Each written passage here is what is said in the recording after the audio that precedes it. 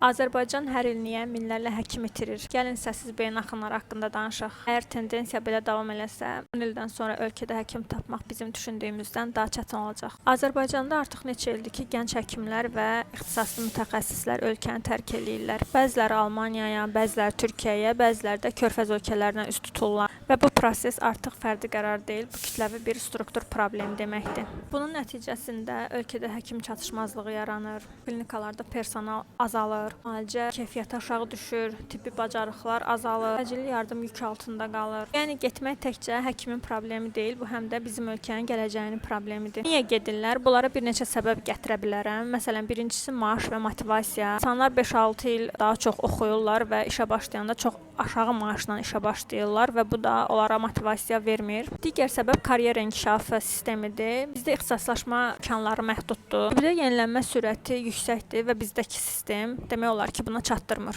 Digər bir səbəb kimi iş şəraiti deyə bilərəm. Həkimlər həddindən artıq yüklənir və nəticədə burnout olurlar. Burnout demək tükənmişlik sindromu deməkdir. Burnout təkcə yorğunluq yox, həm də məsələn emosional tükənmə deməkdir. Ağır iş növbələrindən sonra həkimlər emosional cəhətdən tükənirlər və ya da onlarda şəxssizləşmə prosesi gedir. Yəni depersonalizasiya deyirlər. Artıq həkim gələn xəstəni insan kimi yox, bir növbəti ağır hadisə, növbəti bir iş kimi baxır və bu da empatiya hissini öldürür. Azərbaycanda niyə bu baş verir? Gördüm ki, buna səbəb həkim xəstə nisbətidir. Hər 10.000 nəfərə 32 xəstə düşür. Bu MDB ölkələri ilə müqayisədə orta göstəriciyə yaxın olsa da, OECD ölkələri ilə nisbətdə 2 dəfə aşağı göstəricidir. Sistem resurs çatışmazlığını kompensasiya etmək üçün həkimlərə yüklənir. Bu da öz növbəsində burnout-a səbəb olur.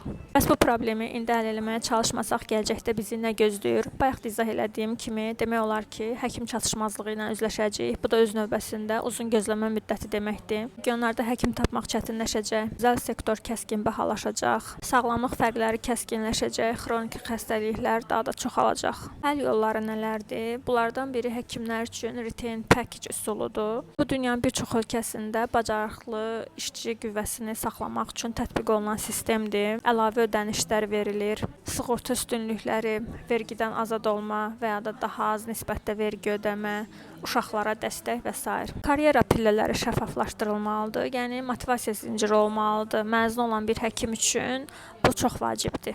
Tibb təhsili və klinik təcrübə inteqrasiyası, yəni universitet, xəstəxana, rezidentura üçlüyü daha çeviş şəkildə işləməlidir. Regionlara maliyyə təşviqi, məsələn, regionlara gedən həkimlərdə əlavə ödəniş, daha çox maaş və ya da vergidən azad olma və ya da alacağı yerdən pulsuz təmin eləmə